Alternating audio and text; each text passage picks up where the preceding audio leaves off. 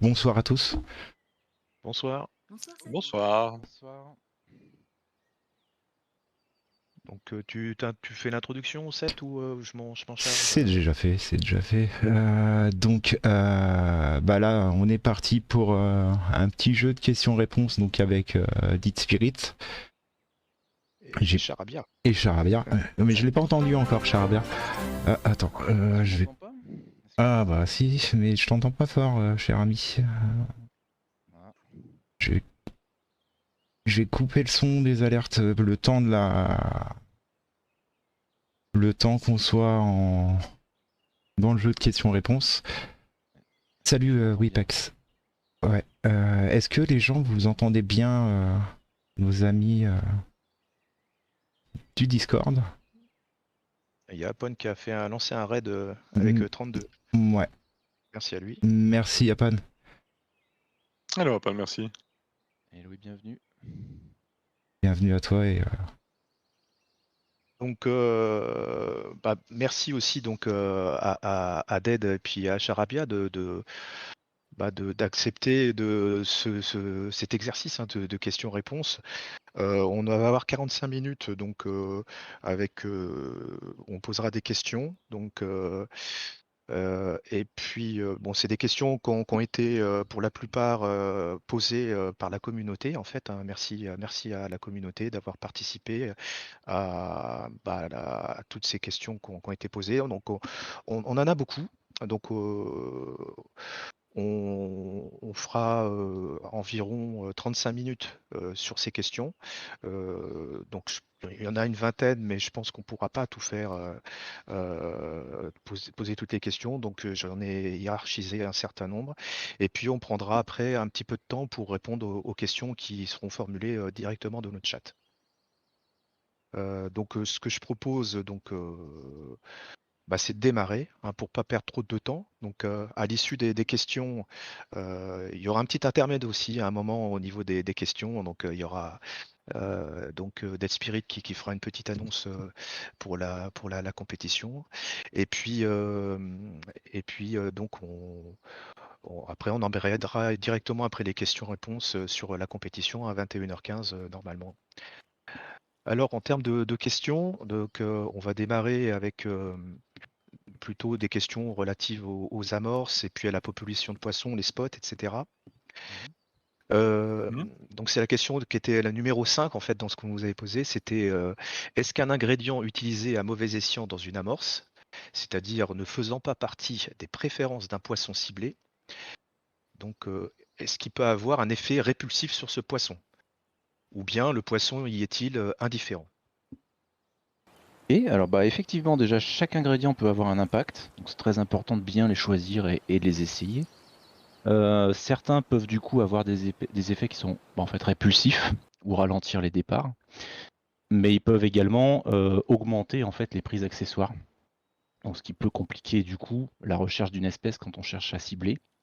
Et donc du coup ça réduit forcément vos chances de prendre le poisson que vous cherchez. Ça c'est un point qui est important. Et pour le suite de la question, en fait finalement on a à peu près tout répondu normalement. Oui. Répulsif, indifférent, donc pas forcément. Et puis ça vaut le après, coup de en tout tester. complément, c'était si sur un spot on utilise par erreur une mauvaise amorce, le spot est-il altéré? Donc a priori oui, par rapport à ce que Alors, tu viens de... dans l'optique où on cherche un poisson précis et qu'on fait une amorce pour ce poisson précis, oui, il y a un risque d'altération parce que si on se plante sur le contenu de l'amorce, globalement, on peut multiplier les autres espèces et donc pas celles qu'on cherche. D'accord, d'accord. Ok. Donc bon, ça c'est quand même très important parce que dans les amorces, le choix des ingrédients, donc bon, il y a d'ailleurs dans un guide là sur le forum, il y a pas mal d'éléments sur l'amorçage et la manière en fait de choisir après des tests de bouillettes, de pouvoir choisir les bons ingrédients et de mixer tout ça. Donc c'est vraiment important. Il faut vraiment bien tous les regarder avec minutie et les choisir parce que ça peut avoir, si on met un ingrédient parmi tout cela, ça peut avoir un effet un peu négatif, quoi. Tout à fait. Ok. La question numéro 7, en fait, qui était liée aussi à l'amorçage. Quelle est la durée de vie des bouillettes et pelets utilisées pour amorcer? C'est-à-dire celles qu'on projette avec, à l'aide de frondes ou, des cobras, ou celles Hmm. qu'on peut inclure dans les mélanges secs quand on met directement des bouillettes, heu, et puis, finalement, comment ça fonctionne exactement? Parce qu'on voit pas de durée, contrairement, en fait, au mélange ou même aux amorces qu'on jette à la main, où il y a des données en termes de durée de vie en heures. Là, finalement, on ne sait pas comment ça se comporte quand on jette des bouillettes ou des Alors, pelets. ouais, en fait, vous pouvez quand même trouver la durée des pellets et des bouillettes en les intégrant dans un mélange sec. Quand vous sortez l'amorce, avec simplement ces éléments, vous allez avoir la durée en fait qui va s'afficher sur la fabrication. Donc, pour faire le test, c'est assez simple. Vous mettez 2 composants d'amorce en gros. Vous Mmh. sortez l'amorce et vous allez avoir la durée du coup de la bouillette si vous mettez une bouillette dans votre amorce ou pellet. D'accord. Après, pour l'utilisation Cobra fronde, le mieux, sans vous donner de durée précise, parce que le mieux, ça reste de faire vos expériences, c'est plutôt d'utiliser ça avec parcimonie et plutôt, on va dire, une fois toutes les 24 heures. Voilà. Parce que sinon, le risque est assez simple, c'est le suramorçage. Et là, du coup, vous écroulez les performances du spot. Et on l'atteint très très très vite avec, Mmh. avec un suramorçage en Cobra. Mmh. Alors ça veut dire que quand on jette des bouillettes en fait dans le jeu, et des pelets, à un moment donné, il disparaît. Enfin, au niveau fonctionnel, dans le jeu, comment ça se passe? Parce qu'on le jette, c'est comme quand Oui, ça on jette, disparaît. par exemple, quand ça disparaît? Ça disparaît, en fait, c'est compté comme une amorce, tout simplement. Donc D'accord, il y a un temps. C'est pour ça on préfère vous conseiller de l'utiliser qu'une fois toutes les 24 heures, en fait. d'accord. Parce que le risque de suramorçage, si vous y allez trop avec le Cobra, il va être, vous allez tuer votre spot, tout simplement. Mmh. C'est une fois toutes les 24 heures en rappel, vous fixez une heure en jeu, par exemple, 22 heures, juste avant la tombée de la nuit, vous faites un coup de Cobra et vous Mmh. ne le refaites pas avant 22 heures, voilà, sur la nuit suivante. C'est quelque OK, chose qui est relativement important pour pas suramorcer. OK. Du coup, moi j'ai une Heu, question de nous, vu que je suis nouveau dans le jeu. Au niveau des PVA, si on met les PVA, inutile d'amorcer ou il faut quand même amorcer? Alors, je crois qu'il y a une réponse dans une question qui arrive justement par rapport à Ah, ces charges d'accord. d'amorce. Mais globalement, euh, en fait, il y a plusieurs modes d'amorçage. Donc, il s'agit simplement de gérer son mode d'amorçage, que ce soit attaché au montage ou externe. D'accord. Mais on peut très bien combiner les 2, hein. On peut le mieux, mais ce sera c'est pour après aussi, je pense que là, on peut quasiment passer, sur cette question-là en même temps. Il y avait une question Ouais. à propos de la meilleure méthode d'amorçage en fonction du plan d'eau, que ce soit oui, un plan d'eau, avec du courant ou sur un plan d'eau ouais, stagnant. ouais, ouais, tout à fait, ouais, c'est la 8, ouais. Mmh. Voilà, donc je pense qu'on peut les inclure un peu les 2 en même temps, ces Ouais, questions-là, pour moi. ouais. Ouais, ouais, ouais. La meilleure méthode sur un plan d'eau stagnant, c'est de passer sur une amorce sèche avec un coup de spod, par exemple, Mmh. et de faire un rappel, à 22 heures avec un petit coup de cobra. On n'est pas obligé de mettre du PVA, c'est pas forcément utile. D'accord. Après, pour Heu, compléter, vous pouvez regarder, il y a quelques guides qui vous disent qu'il y a quand même des. Vous pouvez compter un petit peu les charges, le niveau d'amorce que vous envoyez sur votre spot et regarder les effets que ça produit. Mmh. Et et c'est donc du bizarre et je trouve toujours qu'avec les amorces, moi j'ai moins de touches. C'est un truc perso quoi, hein. Mais dès que j'amorce, en fait, même à la brème, dès que je mets de l'amorce, donc physiquement au cobra ou à la main, j'ai l'impression de moins de touches. Est-ce qu'il y a eu des PVA avant? Est-ce qu'il y a c'est la façon Non, pas de d'amorcer? PVA. Juste les cobras? Juste les cobras, ouais. Alors que quand je le Bah, mets en méthode feeder avec, ça avec la petite cage là, j'ai plus de touches. Ouais, moi, je constate aussi parfois des choses comme ça. Enfin, après, oui, c'est mon expérience, hein. Quand j'amorce, je fais des ajouts à la fronde, par exemple, de bouillettes ou de pelés, j'ai l'impression que ça a plutôt tendance à me tuer un peu mon spot que de le bonifier, quoi. Enfin, c'est parce qu'il faut vraiment rien mettre en premier. C'est vraiment, hmm, on fait des d'accord. castes sur les bouillettes sans rien et après on passe un coup de spot par-dessus. Mais faut pas rajouter tout de suite parce qu'en fait, si vous constatez quelque chose, un ralentissement ou autre, c'est que vous êtes déjà limite à la limite du suramorçage. Je dirais un coup de spot avec 10 portions, c'est déjà bien pour 24 heures. Et donc tu disais tout à l'heure donc spot plutôt pour le plan d'eau plutôt calme et au Totalement, ouais. côté agité, enfin je dirais plutôt avec un peu de courant parce que bon, il y a une question aussi sur les comment amorcer avec du courant ou si c'est un intérêt, mais Mmh. globalement là c'est plutôt quelle méthode? Qu'est-ce que vous conseillez plutôt comme Plutôt du coup l'opposé, c'est-à-dire de l'amorçage directement sur le montage pour gérer le courant, tout simplement. ouais, Donc PVA, PVA. le ruban justement, ou la cage d'un feeder, ou un montage méthode par exemple. Mmh. OK. L'idée c'est de garder l'amorce en gros près de l'hameçon. Entendu. Donc ça sert à rien si tu veux faire du spin. Alors ça c'était une autre question pour le C'est une autre coup. question, oui. Bah, du coup tu fais la transition. Alors je sais pas où elle est, je l'ai pas C'est forcément sous la les yeux, mais 3e, c'est la 3e, ouais. c'était celle d'après. Alors pour répondre directement du coup, pêche en spinning, flotteur, pêche de fond, est-ce qu'en amorçant on augmente nos chances? Oui.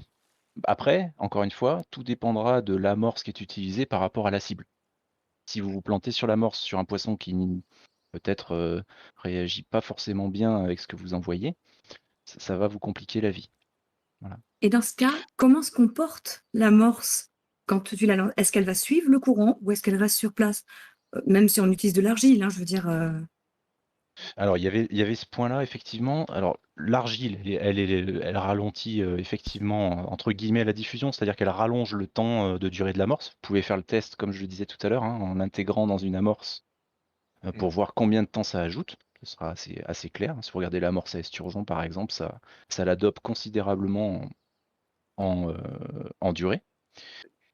Et ensuite, ton deuxième point, c'était est-ce que ça se décale avec le courant? Bah, oui, c'est pour ça qu'il faut lancer en fait l'amorce avec le montage de préférence pour qu'elle reste accrochée ou en tout cas proche de l'hameçon. Sinon, elle a tendance effectivement à dériver. Ouais. Ce qui est assez visible, si vous, je sais pas, pour tester, vous pouvez jeter des boules d'amorce sur Yama, par exemple. C'est pas un spot où vous voulez pêcher puisque ça va un peu tuer le spot, hein. Les poissons prédateurs sont pas forcément très très attirés par l'amorce, hein. Ça va vraiment réduire. Le silure, par exemple, lui, vous pouvez, si vous faites du spin, vous pouvez balancer de l'amorce. Si vous avez une superbe amorce à silure, ça peut être très très intéressant. Mais sur Yama, si vous jetez des boules, vous allez voir que elle se décale avec le courant. Donc vous serez, à moins de bien calculer on va dire l'angle, vous serez jamais réellement sur votre spot c'est ça, ouais. en jetant de la boule. Après Vaut pour revenir vraiment vaut mieux du PVA. au côté spinning vraiment, parce que c'est celui voilà, qu'on sent le moins quoi, pouvoir avoir au niveau amorçage de voir une possibilité, enfin un intérêt de l'amorçage, c'est au côté spinning. Mais vous dites que c'est quand même, ça peut être envisagé. C'est-à-dire que si on trouve qu'on pourrait amorcer sur un spot avec un peu de courant pour faire voilà, doper ou trouver un effet positif à l'amorçage par rapport à Alors, notre tout à pêche au fait. spinning. Tout à fait. Oui. Je vais donner, alors pas forcément spinning, mais je vais partir sur un autre exemple, sur Ouais. la pêche au flotteur. Mmh. Quelque chose qui est un peu, je pense que va être un peu nouveau, qui est peut-être un peu une découverte. La blette et la vandoise sont des poissons qui peuvent être intéressés par de l'amorce. Donc vous pouvez par exemple poser une canne feeder sur le spot où vous allez pêcher au bouchon et Ouais. profiter de cette amorce en pêchant au bouchon par-dessus. Ouais, effectivement, ouais. Ah, Ça c'est la c'est question que j'allais poser justement. Est-ce que le fait de mettre une canne feeder avec une amorce dedans peut Oui, tout à servir fait. au spin ou au Elle peut flotte? servir à l'amorçage pour votre spot, ouais. Ah! En fait, une Ah, c'est charge bon ça. d'amorce va jouer sur un rayon, donc ça vous permet d'arroser une zone, quoi, tout simplement. d'accord, donc on peut utiliser entre guillemets «cet artifice», donc utiliser une canne feeder avec l'amorce dans la cage pour sur le rayon. OK, ouais, c'est pas mal. C'est vrai que ça c'est sympa, OK.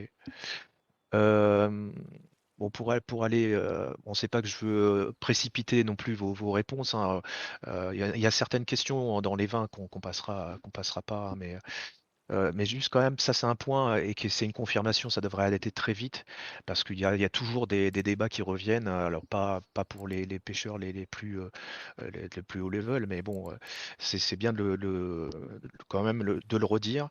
Est-ce que vous pourriez confirmer donc que les spots actifs le sont pour chacun simultanément, mais que les appâts, montage, amorce ou leurre à utiliser peuvent différer d'un joueur à l'autre? Oui. Oui, voilà. Ouais, mais oui, bah, je pense que c'est important de leur dire parce que voilà, qu'il n'y a pas d'appât préférentiel unique, mais systématiquement plusieurs. Alors j'ai Ah, rajouté systématiquement. oui, si on prend par exemple l'exemple de, je sais pas, d'un Balzac Crank orange, sa forme ou sa couleur, on peut aussi la retrouver sur finalement d'autres leurres, Qui vont marcher Et- tout aussi bien. qui vont potentiellement marcher tout aussi bien. On peut raisonner pareil sur les bouillettes. Il y a d'autres appâts qui fonctionnent. Sur les bouillettes, le raisonnement est est-ce que c'est une bouillette sucrée? Est-ce que c'est une bouillette carnée? Mm. C'est comme Oh, ça on peut partir en général. pardon, excusez-moi, je veux rebondir là-dessus. J'ai une question qui me turlupine depuis très longtemps, justement à propos de carnet, etc. L'alimentation animale. Qu'est-ce qu'ils appellent alimentation animale? Est-ce que ce sont des céréales pour nourrir des animaux, donc à base de céréales, ou est-ce que c'est justement quelque chose de carné? Non, c'est de la graine. C'est de la graine. Merci. Pas de problème. Dans les confirmations, c'est aussi est-ce que les méthodes d'amorçage et les amorces s'additionnent jusqu'à un maximum? Alors oui, ça revient un petit peu à ce qu'on disait tout à l'heure en fait, c'est qu'il y a forcément un nombre de charges d'amorce maximum pour éviter de tuer son spot quelque part. Par contre, c'est quelque chose qu'on révélera pas et c'est plutôt quelque chose à chercher pour des raisons assez simples. C'est que finalement, ça va aussi dépendre du poisson, du plan d'eau, de l'endroit où vous êtes et que c'est du coup variable. Euh, Au Et niveau le dernier point, juste pour une confirmation, pourriez-vous confirmer que sur un spot actif pour une espèce, il y a sur ce spot une population de l'espèce qui lui est propre et qu'à partir d'un certain temps, il faut laisser reposer le spot en alternant, alors bon, environ toutes les 2 heures, mais ça dépend en fait de l'espèce. Alors, il faut effectivement laisser du temps pour que ça se régénère, parce que quand le spot est exploité, forcément, il se fatigue, entre guillemets. Chaque poisson a ses propres paramètres, et du coup, la règle des 2 heures, c'est pas statique 2 heures stricto sensu. Ça va vraiment dépendre de ce qui a été fait à l'endroit où vous avez pêché. Donc, ça peut être le nombre de prises, ça peut être votre amorçage. Enfin, en gros, l'activité que vous avez eue sur le spot va influer sur le temps. Voilà. Et, une question, c'était au niveau, est-ce qu'un niveau de rareté supérieur à rare, c'est-à-dire bleu, est-il prévu de voir le jour? Parce qu'on pensait, c'est vrai, à un moment, quand il a été implémenté la possibilité de remise à l'eau des trophées rares, qu'ils continuent de grossir, que peut-être potentiellement on pouvait à un moment avoir des poissons qui soient d'une rareté supérieure. Est-ce que... Non. Non, aucun niveau de rareté supérieur n'est prévu pour le moment. Ok. Il y Le fait a... de relâcher les trophées rares, ça fait simplement une chance de les rattraper dans par une la taille un peu plus suite grosse. plus grosse. Voilà. Ok. Merci. Ok. Est-ce que vous pourriez confirmer aussi qu'après un artefact ou un arrêt du jeu, que le spot, en fait, la population n'est pas régénérée, parce qu'il y a souvent, bon, c'est Hmm. plus à destination des débutants, mais et Ouais, que l'amorçage qui est effectué avant arrêt a bien disparu quand on revient après qu'on s'est reconnecté. Non, alors c'est une légende urbaine, effectivement, qu'on entend beaucoup. Mm. Non, Alt F4 égale aucun rafraîchissement du spot. La seule chose qui va changer, c'est que vous remettez à zéro l'amorçage. C'est tout. Ok. Et donc, quelque part, si on a pourri un peu notre spot, comme on l'évoquait tout à l'heure, bah, Un on petit reset. redémarrage. Mhm. Voilà. Ok. Ouais. Ok, ok. Euh, Alors, c'est un petit point qui est assez intéressant quand vous faites des tests d'amorce, hein. Gardez bien en tête, hein, ça permet de remettre à plat et du coup de retester. quelques questions sur les techniques de pêche. Donc, concernant la pêche à la mouche, donc il a été indiqué par le passé qu'elle serait bien présente dans le jeu. Donc sera-t-elle implémentée simultanément sur plusieurs maps existantes lors de sa sortie, genre à Belaya, Yama, etc. Hmm. Et est-ce que cette sortie de la mouche sera indépendante de la sortie de la nouvelle map? Alors, la pêche à la mouche est effectivement en développement, mais pour le reste, on ne pourra pas répondre par contre. Ok, Ça sera la impossible de surprise. savoir. Ce sera la Ce sera la surprise. surprise, exactement. Exactement. Ok. Euh, Après, bon, je passe de questions, je verrai si je reviens dessus pour qu'on puisse voir un peu dans tout domaine. Ce côté record et compétition, on voit beaucoup fleurir, surtout en ce moment, des records par type de bassin et des records par type de plan d'eau. C'est quoi la différence entre les deux? Qu'est-ce que ça représente exactement? Et voilà. Alors sur le plan technique, il n'y a aucune différence. En fait, c'est simplement un reliquat de modification de traduction. C'est-à-dire qu'on a, quand on a modifié, je pense qu'assez récemment, vous avez vu que avant les prises à la Kanaku qui s'affichaient avec un M. Maintenant, Mm. c'est affiché coup entre parenthèses. Mm. Et à cette modification, on a simplement oublié de modifier par bassin et par plan d'eau. En fait, c'est exactement la même chose. Donc ce sera corrigé pour la prochaine mise à jour. Donc en fait, ça veut dire par map, c'est ça?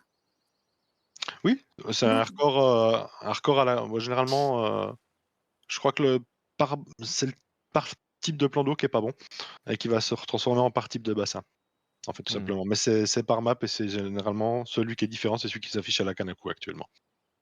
D'accord. Mm. Ça a déjà été corrigé, à la prochaine mise à jour, ce sera effectif. En termes de compétition, en fait, en sondant un peu les groupes, on sent beaucoup d'attentes en fait des joueurs qui concernent les compétitions. Donc, bon, il y en a beaucoup qui disent bon sur le standalone, il y a beaucoup de joueurs, mais finalement les lots sont pas très nombreux. Est-ce qu'on peut imaginer des compétitions peut-être plus courtes aussi, parce qu'il y a des compétitions qui peuvent satisfaire un certain public en standalone qui durent du vendredi au dimanche.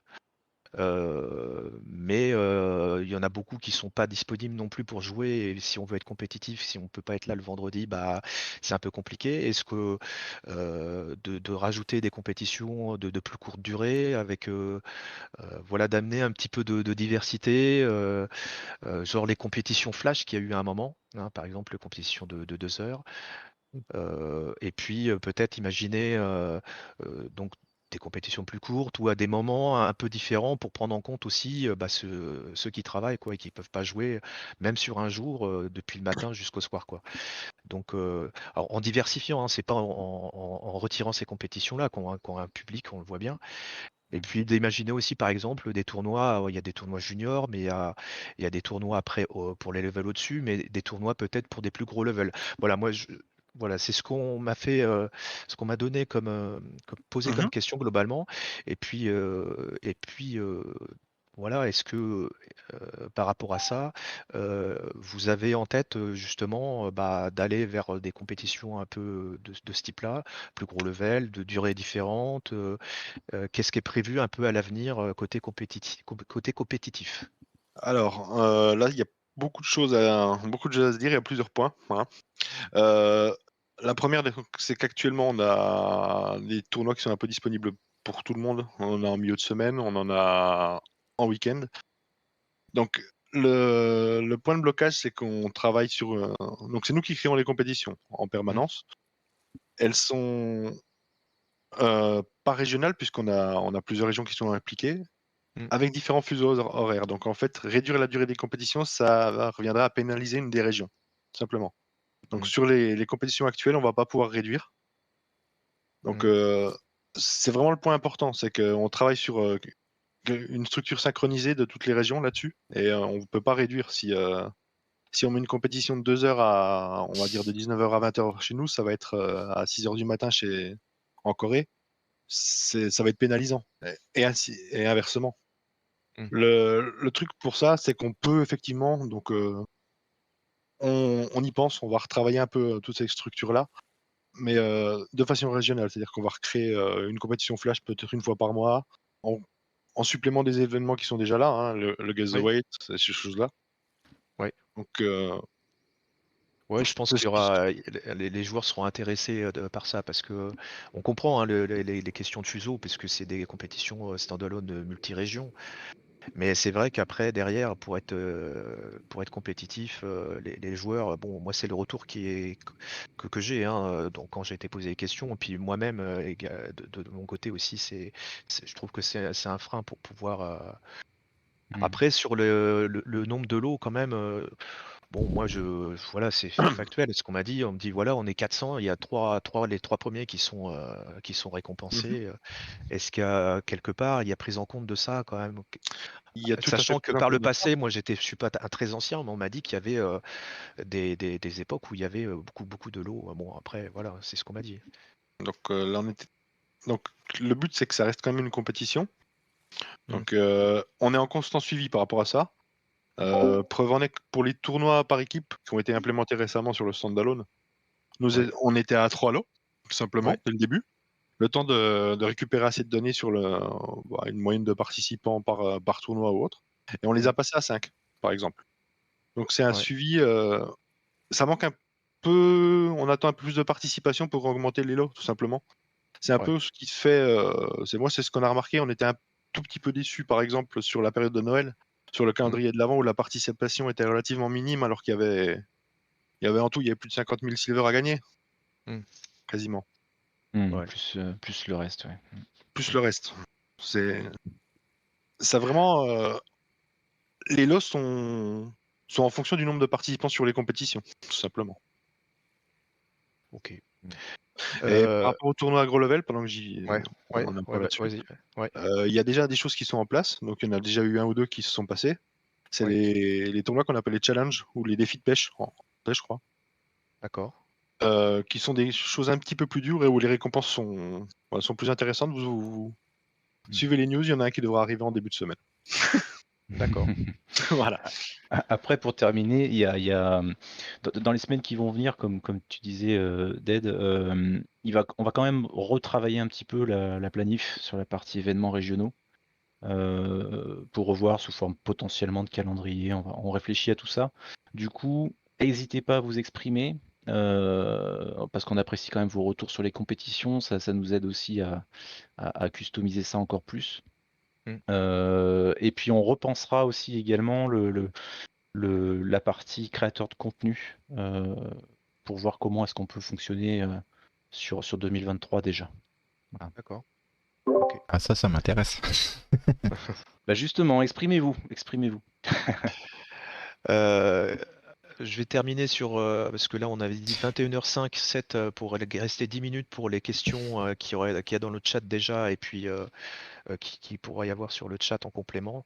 Donc sur le comportement du poisson, en quelques mots, hein, c'est sûr qu'on pourrait, j'imagine, y passer beaucoup plus de temps, mais quelle est l'influence des conditions météorologiques, climatiques, température, vent, etc. sur les poissons en termes de changement de zone, profondeur, activité Alors, bon, je sais que c'est une vaste Alors, question, donc c'est une vaste question, mais en même temps, c'est la base du jeu. C'est que comprendre le poisson, ça veut dire aussi comprendre la météo à laquelle il est sensible. Donc chaque poisson va avoir des préférences qui sont prédéfinies dans le jeu et qu'il faut découvrir donc en cherchant. Parfois il va être actif, parfois moins actif. Il peut être affecté du coup par un événement météo quelconque, du coup changer potentiellement de profondeur ou de préférence d'appât, ou son activité va être modifiée par la météo. Donc c'est important de vraiment les comprendre. Parce qu'aujourd'hui, on constate tous qu'il y a des poissons qui sont estimés comme compliqués à trouver. Mais parfois, en comprenant la météo, ben, ils sont plus faciles à trouver. C'est un là peu c'est l'exemple que tu as posté sur le forum par rapport à la grémie du Donnet, où on a beaucoup de data qui ont été postées par Charabia, Mm. qui est relativement intéressant et qui décrit un peu la méthode de recherche de ce genre de poisson un peu compliqué. Donc par rapport à la météo, ce qui se passe, c'est vraiment un post qui est intéressant à aller lire, je pense, d'accord. par rapport à ça.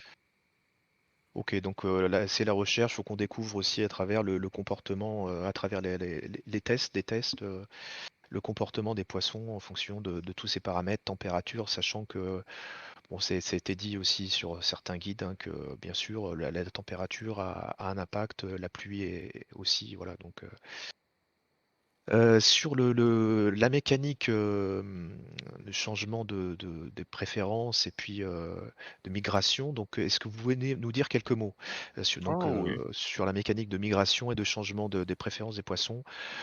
Périodicité, est-ce que c'est à des moments bien précis? Bon, souvent il y a aussi des mythes peut-être où on dit ah, tiens, le reset Hmm. du dimanche soir, c'est là que tout change, ou est-ce que c'est de manière aléatoire, programmée, enfin bref, comment Alors, effectivement, donc les migrations, donc il y en a plusieurs, hein, il y a plusieurs types de migrations. Donc il y a ce qu'on appelle la migration complète. Donc c'est généralement sorti d'une nouvelle carte ou un équilibrage. Donc c'est des choses qui sont écrites dans les patch notes où là il y a un changement complet, c'est-à-dire le spot, les appâts et les préférences. Les préférences peuvent changer. Après on a les donc ça c'est la complète. Celle-là elle sera toujours publiée dans les notes de patch, hein. Il n'y a pas de ok, il y a pas de secret. ok, Après là on a des migrations. c'est annoncé, Voilà, c'est complet, ok.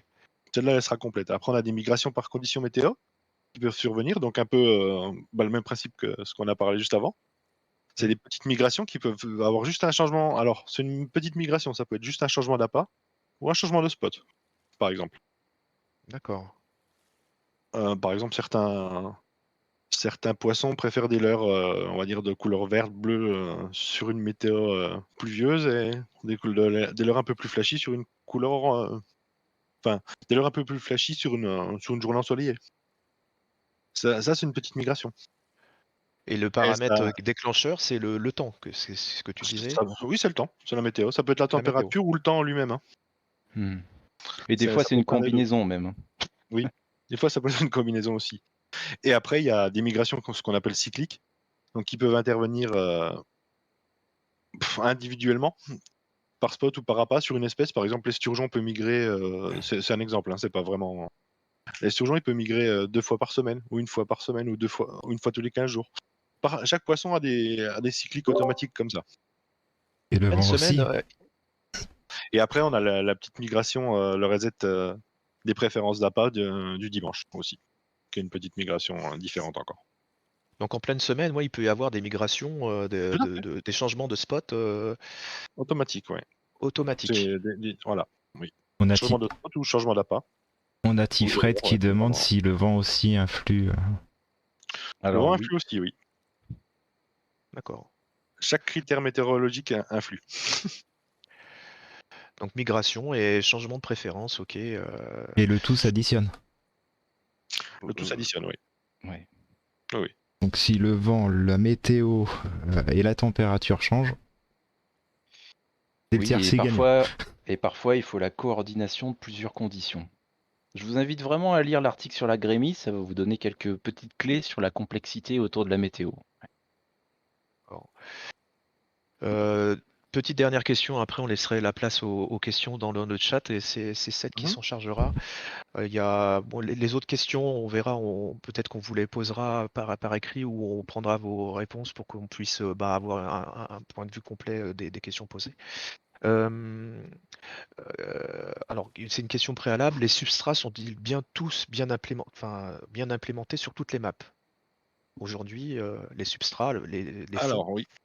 Les substrats sont implémentés sur toutes les maps. Je pense que là, il y a plusieurs questions qu'on peut combiner là-dedans. Enfin, il y en a Ouais, deux, j'en ai vu deux passer. Donc, d'accord. la première chose à confirmer, c'est que la couleur des fils et des balines actuelles n'ont aucune influence dans le jeu. Mais ça pourrait évoluer dans les prochaines mises à jour. Si c'est le cas, bien Ouais, entendu, ce sera annoncé dans les patch notes. Ça, c'est d'accord. la première chose qui est importante.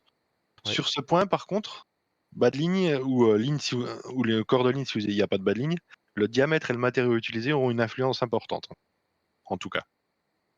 Ça, c'est un point à retenir. Et après, sur les substrats, ils sont implémentés, bien entendu, sur chaque carte. mm, Et ce qu'on peut dire aussi, c'est que les plombs, la couleur des plombs et du lit de corps, ouais, donc ça n'a pas une influence négative sur les poissons. Ça n'a pas un ouais, effet d'apeurement. ouais, Par contre, vous perdez un petit bonus. Un petit bonus d'accord. supplémentaire. Voilà. N'hésitez Et pas à aller ça, lire les descriptions, justement. Et donc aussi, cette fonctionnalité entre guillemets de prise en compte de la couleur des plombs Elite Core, et c'est pris en compte sur tous Toutes les les plans cartes. d'eau aussi, toutes les cartes. Ok. Ok, bah voilà, moi c'était la dernière question que je vais poser pour qu'on puisse te laisser la place comme prévu à 21h05. Alors juste avant, tu voulais Dead évoquer quelque chose sur. Oui. Alors, pour tous ceux qui sont dans le chat, la compétition qui va être créée ce soir, je vais la récompenser un petit peu, donc en supplémentaire de ce qui est déjà prévu, hein. Pour la personne qui prendra le plus gros hareng de la mer Noire ce soir sera récompensée avec un moulinet Tagara 10 000 tournament d'édition. Donc on suivra ça de près et il sera récompensé directement avec ce moulinet-là. Ah Donc bah c'est un merci, hein, moulinet, c'est marrant. Super. c'est un moulinet que tu vas pouvoir montrer, Seth, si tu veux. Je vais te le mettre dans ton inventaire. Ok. Un petit instant. Tu me dis dès que c'est bon.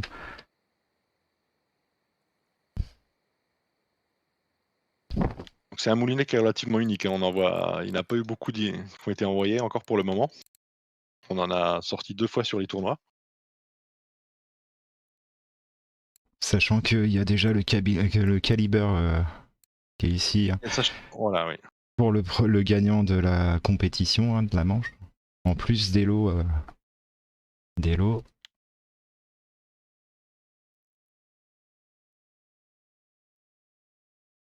En tout cas, merci, hein, c'est vrai que c'est un beau lot, un beau complément là pour la compétition de ce soir. Donc un Ça fait le petit plaisir. Tagara, donc ça sera pour le hareng, le plus gros hareng de la mer Noire pêché dans la compétition. Il y aura ce gros bonus.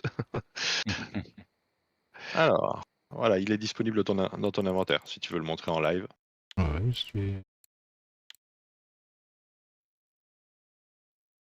Waouh. Il est chouette. Donc voilà le petit moulinet. Que tu pourras envoyer au gagnant directement. Il sera transférable. Voilà. Donc c'est un petit bonus qu'on souhaitait mettre en complément. En Bah, tout merci cas, beaucoup. c'est Merci. Et grand il a merci. quelque chose en plus ou c'est juste visuel? C'est du à visuel, titre je informatif? pense. Non, il n'y a rien de supplémentaire, oui, c'est du visuel. Ok. Il est un petit peu plus joli. Ouais, bah, j'aime bien le petit bleu comme ça, c'est sympa. Bah, 7, hein, quand t'es prêt. Pour l'instant, les gens, les alertes sont coupées. Le temps du question-réponse. Vous pourrez vous amuser avec les alertes après. Alors moi j'ai vu passer 2 questions pendant que on était en train de discuter. Donc on a Roro Jetka qui demandait si on aurait des records hebdo par type de bassin. Non, c'est pas prévu actuellement. Et Prime qui posait la question pour les bugs et erreurs qui arrivent dans le jeu. On n'a pas vraiment eu de retour. Est-ce que c'est réglé ou pas? Comment le savoir? En fait, on fait des retours dès qu'il y a une mise à jour sur les patch notes, dès qu'il y a une correction, elle est affichée la plupart du temps. On essaie de tous les suivre, mais voilà, on essaie de les suivre et de les afficher dans le patch note quand il y a une correction. SWedge, je pense pas que ça soit possible.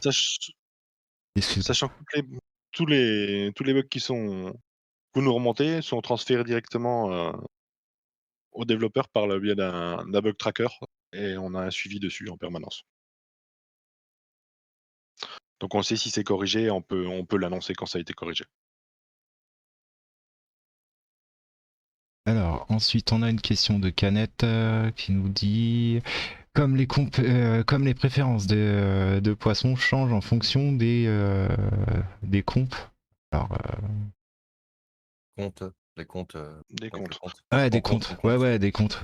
Oui, non, mais j'ai Ah, comment la préférence des poissons change en Ouais. fonction des comptes? comment la préférence change en fonction de des comptes et si je pêche avec un leurre qui fonctionne bien après une déco reco, est-il possible que le poisson a changé de préférence dès lors? Donc la deuxième partie de la ouais. question a été répondue précédemment, ça dépendra de ta météo et pour la suivante, je te laisse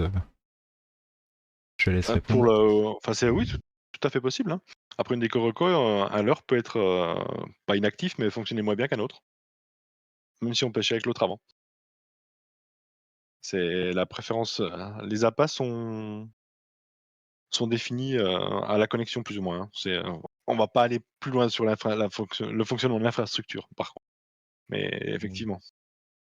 Alors, on a Fabien qui pose une question sur l'influence de donc je pense que c'est la résistance du fil. Donc par exemple 60 ou 110 kg par rapport au max drag. Oui, on pense à quoi? Au beluga là? Ouais, je pense que c'est principalement pour le beluga, beluga. ouais. Bah, il y a pas réellement d'influence en fait, hein, il y aura pas plus d'usure sur le matériel en tout cas si la question elle était là-dessus, puisqu'il manque un peu de précision sur la question. Et par rapport à l'influence sur le nombre de touches, le 60 ou le 110, ça aura pas d'influence pour des poissons comme ça. Et au niveau de la traction. Sur la traction à part en max drag, un frein 29 sur un moulinet, une fois tant qu'on peut le mettre à 29, il y aura aucune influence, il y aura aucune différence en fait, hein. Mais je pense que c'est ce qu'il entend par max drag, c'est quand tu bloques le moulinet. Quand tu le mets à l'infini au-dessus à 30 Ouais, quoi. mais là sa question était hors max drag, donc Ah, hors max drag, autant pour moi. donc frein 29, c'est frein 29. Le Ouais. moulinet a une force de freinage définie. Qu'on ait une tresse de 60 ou de 110, la force de freinage sera la même. Et l'usure sera la même sur le matériel, enfin il y a aucun changement là-dessus. OK. Le 110 il a une influence sur le max drag, à part avec des risques de casse du matériel, mais le reste, et un peu plus de facilité aussi pour prendre les belugas. Mais c'est une question, assez épineuse pour les belugas. Mais quand tu dis plus facile, c'est le 60 ou le 110 qui est plus facile? Le 110, mais avec beaucoup de risques. D'accord. En fait, plus tu prends des risques, plus tu as des chances d'avoir pour le beluga. Non, enfin de pêcher en 60 ou 110, ça a aucune influence sur le nombre de touches. Après, il est certain qu'il sera plus facile à sortir de l'eau avec en sortant un peu des Ouais. limites du matériel, D'accord. mais on sort vraiment des limites du matériel, donc chaque erreur égale casse. Casse canne ou casse moulinet. Ensuite, on a Paul le Poulpe qui demande si quand on pêche l'anguille avec les lumières, est-ce qu'il est possible de pêcher l'anguille avec les lumières allumées? Oui, ça n'a aucune influence. Voilà. Les lumières n'ont aucune influence sur aucun des poissons dans le jeu. C'est juste pour le confort du pêcheur. D'accord. C'est ça. Même quand on court? Par contre, courir, non. Courir, c'est une autre histoire. Il y a des D'accord. poissons qui peuvent être effrayés par ça, oui. D'accord. Après, c'est sur le bord, hein. Si Oui, vous oui. pêchez à un clip 40, vous pouvez courir au bord de l'eau, ça changera rien. Mais si vous pêchez à un clip 7 ou 8 ou enfin relativement proche, on peut avoir oui, il y a une influence, clairement. Non, ça fait juste que confirmer ce que j'avais constaté. Donc il y a Merci en tout cas. JB Ouais. qui dit que, en fait, donc sur un même compte, les appâts peuvent changer après du joueur. Enfin les Oui, ça peut. préférences sur un spot, on est bien d'accord, oui? Oui, on est bien d'accord, ça peut. OK. Ensuite, Apon qui revient donc sur la question de Fabien tout à l'heure sur le 60-110. La force de traction est-elle différente à diamètre différent? Ben, de toute façon, c'est la limitation du matériel derrière, hein. La force de traction, si vous faites un max drag, vous aurez un point de rupture à 60 kg ou un point de rupture à 110 kg. Sachant qu'à 110 kg, c'est pas forcément la ligne qui va casser. La force de traction, elle est effectivement plus grande sur un fil un peu plus costaud, mais il y a pas Dans la c'est limite du le matériel, point de quoi. rupture du fil, quoi. C'est le point de rupture qui joue sur ça. Donc il y a pas plus. Enfin, il y aura plus, vous aurez 110 kg, quoi, tout simplement. Mais si vous ratez, vous cassez, tout simplement. Il y a rien de particulier là-dessus, hein. C'est la traction, elle est effectivement plus importante. C'est, vous choisissez de tirer avec vous êtes en panne avec une voiture, c'est un petit exemple illustré, mais vous choisissez de tirer avec une autre voiture ou avec un camion, je pense que la traction avec un camion sera plus importante. Donc ce sera la même ici. Mais Si au milieu vous avez quelque chose qui risque de casser, bah, vous allez casser beaucoup plus de choses avec le camion quand ça va tirer qu'avec la voiture. C'est le même principe. Hein. Mais hormis Max Drag, non. Ben non. Hormis Max Drag, c'est le frein, c'est la friction. Donc à Pomme, oui, hormis Max Drag, c'est la même traction. Il n'y a rien du tout. La chose que vous voyez sur la barre de tension en bas, c'est justement la tension par rapport au matériel. Donc la barre sera forcément plus petite avec un fil plus gros, parce qu'il y a beaucoup plus de marge, mais la marge elle est fictive dans ce cas-là, puisque c'est toujours le matériel qui est bridé. Ok. C'est une Bon, question un peu compliquée où vous pouvez la reposer sur le forum, on essaiera de l'expliquer un peu plus clairement, mais en fait ça change rien. Hors Max Drag, ça change rien. bah, je pense qu'on va s'arrêter là. Bon, merci pour, toutes ces réponses. Bon, c'est sûr que l'exercice, là, le temps était un petit peu limité parce qu'il y avait des questions qui étaient relativement aussi complexes ou assez génériques. Mais bon, voilà, je pense que on pourra trouver une autre occasion, alors peut-être pas là prochainement, mais pour refaire quelque chose, soit l'occasion peut-être d'une compétition, soit pour quelque chose de peut-être de plus spécifique. Il faudra voir quelque chose vraiment dédié. J'entends par là pour vraiment prendre le temps de développer et peut-être plus voir avec les questions du chat, même si là il y a eu quand même une grosse participation des joueurs de la communauté pour alimenter le fichier qu'on a mis à leur disposition. Alors, en tout cas, merci. Je pense si vous, donc on va arrêter sur les questions pour pouvoir démarrer la compétition. Si vous avez connaissance dans le chat de joueurs qui comptaient faire la compétition que vous ne voyez pas encore inscrits, il y a encore quelques temps, on peut encore attendre un tout petit peu.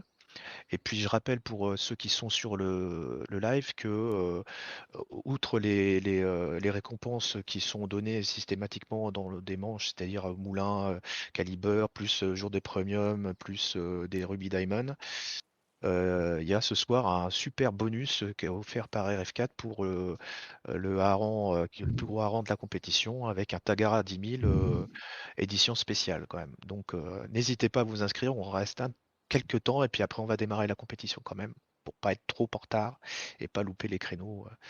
Donc d'ici 5 minutes, on va démarrer. Je peux me permettre une petite question avant tout ça? Ouais, si tu veux. Ouais. C'est tout con, mais c'est en rapport au tournoi qu'on crée une game. Est-ce qu'il serait pas possible de faire une espèce de petite notification aux personnes qui sont sur la carte, de dire salut, une compétition vient d'être lancée? Parce que des fois, tu veux faire une petite comp comme ça pour le délire, et bah, vous êtes quatre, enfin, on est quatre, quoi. Je trouve ça un peu dommage dans un sens. C'est une suggestion que vous pouvez proposer sur le forum qu'on transmettra aux développeurs, à la limite. Mais il y a déjà beaucoup de notifications et de messages dans le chat. Je pense que une notification supplémentaire, c'est pas forcément. Bah, pas spécialement dans le chat, mais genre, allez, comment dire, quand tu ouvres ou fermes ton moulinet, tu vois, t'as un petit truc là, disons, où le moulinet est fermé, un petit truc comme ça qui pop. Un petit pop-up. Ouais, voilà, un petit pop-up qui reste là 3 secondes, disant il y a une comp qui vient d'être lancée, quoi. C'est con, hein, mais Bah, faut nous la passer en suggestion, on la transmettra aux développeurs, d'accord. tout simplement. Ok, ça va, on va faire ça alors. Bon, bah, je pense on va pas tarder à démarrer pour pas sortir trop du créneau et puis par rapport aux joueurs qui sont là. Je sais pas si vous voulez rajouter quelque chose, Dead et Chat, de votre côté. Non, merci pour toutes ces questions. C'est toujours sympa d'avoir de l'interaction. Donc voilà, n'hésitez pas au travers du forum, Discord ou autres sollicitations, mais exprimez-vous. Oui, c'était un plaisir d'être en live avec vous. C'est comme a dit Chat, n'hésitez pas à poser des questions sur le forum ou sur le Discord, dans la nouvelle partie forum qui a été créée. On y répondra avec plaisir tant que les questions sont Pertinente. pertinentes ou pas. Après, c'est pas. Vous aurez une réponse. Faut juste éviter de spammer le canal de discussion sur le général du Discord, puisque là, en fait, ça défile tellement vite que les questions vont disparaître et la fonction rechercher Discord n'est pas forcément très fonctionnelle pour ça. Alors que dans les forums de Discord, la fonction rechercher marche très très bien. Vous allez pouvoir rechercher un topic si ça a déjà été créé ou des choses comme ça, comme sur notre forum. N'hésitez pas à les utiliser. Ok. Donc, on va pouvoir démarrer. Donc, ce petit FAQ, hein, c'était un petit bonus, hein, donc voilà. Mais c'était sympa de rappeler des choses et puis de pouvoir On va prendre des nouvelles. en apprendre des nouvelles. Bon, good luck à tous. Je vais démarrer la compète et puis, sauf si donc Polo, c'est bon, Polo CP est arrivé. Donc, bon, allez, let's go. Bonne chance. Attends peut-être 2 secondes. Bon. Là, ouais, Pas rien grave. entendu Allez. du tout. Attends pas 2 secondes. J'étais en train de dire attends peut-être 2 secondes. Il y a peut-être des gens qui étaient uniquement sur le live. Allez, du coup c'est parti. Non, c'est pas ça. C'est pas ça, non. C'est pas ça non plus. Ah, j'ai pas de Kanaku. Ah merde. On m'avait pas dit. Ah, celui-là. Moi j'ai rien préparé. Hein. Enfin rien préparé, façon de parler comme d'hab. Hop. Alors du coup, nous on va vous laisser. Bonne compétition à tous. Bonne compétition Merci. à vous. Ouais. Merci. Bonne soirée et à bientôt. À bientôt. Merci À encore. bientôt. À bientôt, bon C'est un jeu. plaisir. Merci.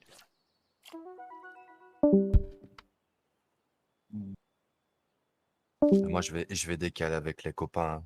Ça va? Ok. Ok, Lims. ça marche. Je vous fais des bisous. Bisous. Pas de Bon soucis, stream, tout ça, bonne chance et tout ça. Hein. Ça marche, Limskaya. Mais ciao, ciao. Merci à Pan.